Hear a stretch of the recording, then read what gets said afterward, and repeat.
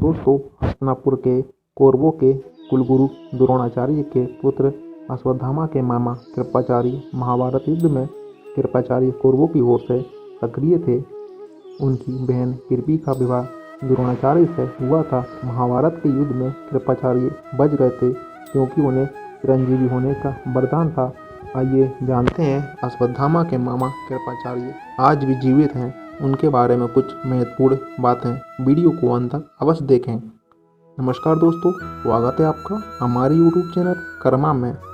गौतम ऋषि के पुत्र सरद्वान और सरद्वान के पुत्र कृपाचार्य की माता का नाम नामपति था, जो एक देवकन्या थी। इंद्र ने सरदान को साधना से डिगाने के लिए नामपति को भेजा था, क्योंकि वे शक्तिशाली और धनुर्विद्या में पारंगत थे, जिससे इंद्र खतरा महसूस होने लगा था। देवकन्या नामपति के सौंदर्य के प्रभाव से सरद्वान इतने कामपीड़ित हो गए थे कि उनका वीर स्खलित होकर एक सरकंडे में गिर गया था।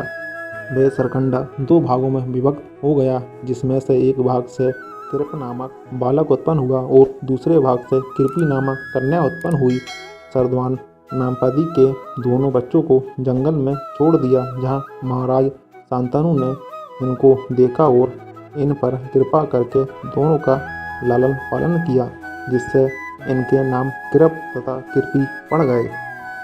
कृपाचार्य महाभारत युद्ध में कौरवों की ओर से लड़े थे। महाभारत युद्ध के कृपाचार्य गुरु द्रोणाचार्य और भीष्म पितामह की जोड़ी थी। युद्ध में द्रोणाचार्य, कृपाचार्य और अश्वत्थामा तीनों ही भयंकर योद्धा थे। तीनों ही अपने युद्ध कौशल के बल पर पांडवों की सेना का संहार कर दिया था। कृपाचार्य जिंदा बच गए 18 महान योद्धाओं में से एक थे। भीष्म और द्रोण के बाद उन्हें ही सेनापति बनाया गया था। कृपाचार्य अश्वत्थामा के मामा थे। कृपाचार्य की बहन कृपि का विवाह गुरु द्रोण के साथ हुआ था। कृपि के पुत्र का नाम अश्वत्थामा अर्थात अश्वत्थामा के वे मामाश्री थे। द्रोणाचार्य के छल से बध होने के बाद मामा और भांजे की जोड़ी ने युद्ध में कोहराम मचा रखा था। कृपाचार्य भी धनुर्विद्या में अपने पिता के समान ही पारंगत थे। भीष्म ने इन्हीं कृपाचार्य को पांडवों और कौरवों की शिक्षा दीक्षा के लिए नियुक्त किया और वे कृपाचार्य के नाम से विख्यात हुए। कुरुक्षेत्र के युद्ध में ये कौरवों के साथ थे और कौरवों को नष्ट हो जाने और दुर्योधन की मृत्यु के बाद अश्वत्थामा, कृपाचार्य और कृतवर्मा अलग अलग हो गए थे। कृपाचार्य ने बाद में इन्होंने परीक्षित को अस्त्र विद्या सिखाई थी। युद्ध में कर्ण के वध उपरांत उन्होंने दुर्योधन को बहुत समझाया कि उसे पांडवों से संधि कर लेनी चाहिए, किंतु दुर्योधन ने अपने किए हुए अन्यायों को याद कर कहा कि ना पांडव इन बातों को भूल सकते हैं और ना उसे क्षमा कर सकते हैं। युद्ध में मारे जाने के सिवा अब कोई भी चारा उसके लिए शेष नहीं है। महाभारत के युद्ध में अर्जुन और कृपाचार्य के बीच भयानक युद्ध हुआ। जब अश्वत्थामा द्रौपदी के सोते हुए 5 पुत्रों का वध कर देते हैं, तब गांधारी कृपाचार्य से कहती है कि अश्वत्थामा ने जो पाप किया है उस पाप के भागीदार आप भी हैं। आप चाहते तो उसे ऐसा करने से रोक सकते थे।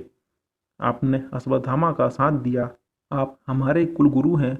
आप धर्म और अधर्म को अच्छी तरह समझते हैं। आपने ये पाप क्यों होने दिया? कृपाचार्य को इस बात का पछतावा भी हुआ। भागवत के अनुसार साबरणमनु के समय कृपाचार्य की गणना सप्तऋषियों में होती है, अर्थात अश्वत्थामा, राजा बलि, महर्षि वेदव्यास, हनुमान जी, विभीषण, कृपाचार्य, परशुराम व ऋषि मार्कंडेय, ये 8 अमर हैं। तो दोस्तों, इस वीडियो के माध्यम से हमने जाना कि अश्वत्थामा के मामा कृपाचार्य आज भी जीवित हैं। वीडियो पसंद आई हो तो वीडियो को लाइक करें। ऐसी वीडियो देखने के लिए हमारे चैनल को सब्सक्राइब करें, साथ ही साथ बेल आइकन को भी क्लिक करें। धन्यवाद।